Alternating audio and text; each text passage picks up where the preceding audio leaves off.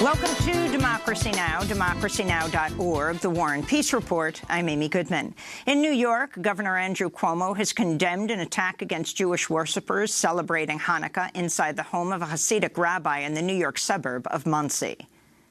This is violence spurred by hate. It is mass violence, and I consider this an act of domestic terrorism. Let's call it what it is. These people are domestic terrorists. Witnesses say the attacker burst into Rabbi Chaim Rottenberg's home wielding a machete, stabbing 5 Jews among 100 who'd gathered to celebrate Hanukkah. Police say a suspect, 38-year-old Grafton Thomas, was arrested driving back along the George Washington Bridge.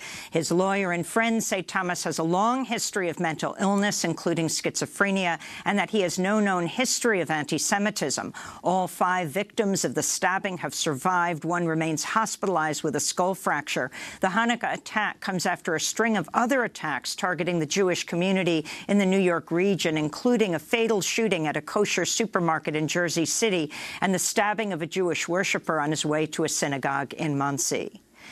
The next morning in Texas, a gunman shot and killed 2 people at a church in White Settlement, Texas, outside Fort Worth. Police say the gunman opened fire during Sunday morning services at the West Freeway Church of Christ, fatally shooting 2 worshipers before being shot and killed by armed parishioners. This is Jeff Williams of the Texas Department of Public Safety. This country has seen so many of these that we've actually gotten used to it to this point, and it's tragic, and it's a terrible situation, especially during the holiday season. The United States launched airstrikes in Iraq and Syria Sunday, targeting what U.S. officials say is an Iran-backed paramilitary group. The U.S. airstrikes came after an American contractor was killed in a rocket attack on a military base in Kirkuk, Iraq, Friday. The U.S. airstrikes and the killing of the American contractor threaten a major escalation of tensions in the region. The spokesman for the Kataib Hezbollah militia says the U.S. airstrikes killed 25 people. This militia is not related to Hezbollah in Lebanon. Iran condemned the U.S. bombing as an act of terrorism and denied participating in attacks on U.S. forces in Iraq. Iraq has also condemned the U.S. airstrikes as a violation of Iraq's sovereignty. In more news from Syria, the United Nations says 250,000 people have fled the Russian-backed Syrian government offensive in the northwestern province of Idlib. Aid workers are now warning the offensive in Idlib could become the worst humanitarian crisis in the 9-year war in Syria. 3 million Syrian civilians live in Idlib, which is the last major Syrian territory controlled by anti-government rebel forces. The Pentagon says the United States carried out multiple airstrikes in Somalia Sunday following a deadly truck bombing in the capital, Mogadishu, that killed nearly 80 civilians. No group has taken responsibility for Saturday's deadly bombing, which also wounded nearly 150 people. Officials have blamed the attack on the militant group al-Shabaab. It was the worst attack in 2 years in Somalia. One day after the bombing, the Pentagon said it killed at least 4 people in airstrikes targeting al-Shabaab. The United States is carrying out an increasing number of airstrikes in Somalia, killing at least 800 people since April 2017. The Taliban's ruling council has agreed to a temporary ceasefire in Afghanistan, opening a window for the signing of a potential peace deal with the United States. The Trump administration's demanded a ceasefire as a precondition of signing the peace agreement, which comes amid start-and-stop negotiations between the U.S. and Taliban officials in Qatar. A peace deal could lead to the end of the U.S. war in Afghanistan, the longest war in U.S. history. In Yemen, at least 10 people were killed in a missile strike on a military parade for a United Arab Emirates-backed separatist group in southern Yemen Sunday. Officials blamed the strike on Houthi rebels, who've not yet responded to the allegations. The attack killed 6 troops and 4 children. In U.S. election news, Politico reports Democratic Party officials and insiders, including Hillary Clinton allies, now say it's possible Vermont Senator Bernie Sanders might win the party's presidential nomination. Party insiders had largely written off Sanders' campaign, but in recent weeks, some have reconsidered its chances as Sanders continues to rise in the polls, while candidates like Massachusetts Senator Elizabeth Warren have dropped in national and state surveys. Democratic California State Senator Scott Wiener told Politico Politico, Sanders has been, quote, more resilient than I anticipated. He has a very, very loyal following, and people have really stuck with him, unquote.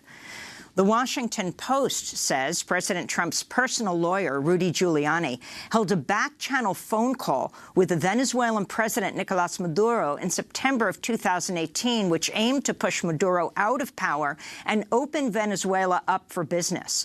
Also on the call was then Texas Republican Congressmember Pete Sessions. The Washington Post reports the call was part of a shadow diplomatic effort backed by private business interests. In France, the nationwide strike against French President Emmanuel Macron's effort to overhaul the pension system and raise the retirement age has entered its 25th day, making it the longest strike in France in over 3 decades. This is Valérie Sepahi-Malani of the French Teachers Union. It's not a secure method for the future, and over time it will impoverish pensioners. We want a system where we can plan for the future, that gives us assurances and allows for the maintaining of the purchasing power of pensioners, and so not the point system. Ukrainian government forces and Russia-backed separatists completed a prisoner swap Sunday in eastern Ukraine. The office of Ukrainian President Volodymyr Zelensky announced at least 76 pro-government prisoners had been returned in exchange for over 120 pro-Russia detainees. Zelensky and Russian President Vladimir Putin agreed on the exchange during peace talks in Paris earlier this month. In more news on Ukraine, the White House says Secretary of State Mike Pompeo will meet with the Ukrainian President Zelensky on January 3rd in Kiev. It'll be Pompeo's first visit as Secretary of State to Ukraine and comes after the House impeached President Trump for abuse of power and obstruction of Congress related to his decision to withhold U.S. military aid to Ukraine to pressure Zelensky to investigate Trump's political rival, Joe Biden. Wildfires are continuing to rage in Australia, where a firefighter died Monday, and some in the southeastern state of Victoria were told it was too late to evacuate amidst worsening conditions and mass evacuations. Temperatures hit 104 degrees Fahrenheit across Australia today. Despite this year's unprecedented climate change-fueled fire season, Sydney officials say they will still hold New Year's Eve fireworks, but 250,000 people have signed on to a petition asking the Australian government to cancel the fireworks and give the money to firefighters and farmers and victims of the fires instead.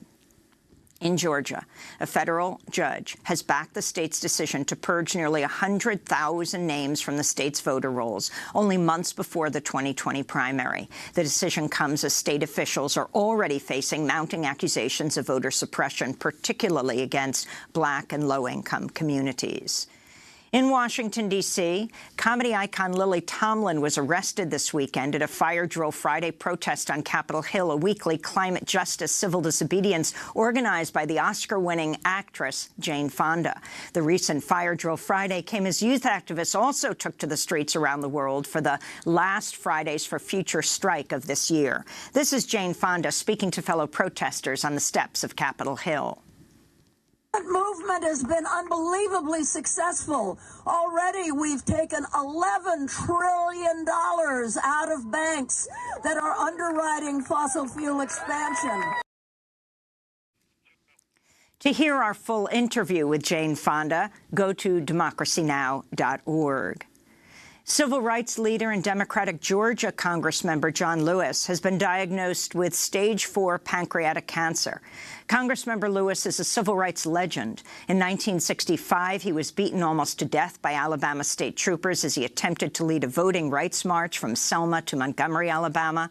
On Sunday, Congressmember Lewis vowed to continue his work in Congress and said, quote, "I've been in some kind of fight for freedom, equality, basic human rights for nearly my entire life. I've never faced a fight quite like the one I have now," he said. And those are some of the headlines. This is Democracy Now!, democracynow.org, The War and Peace Report. I'm Amy Goodman.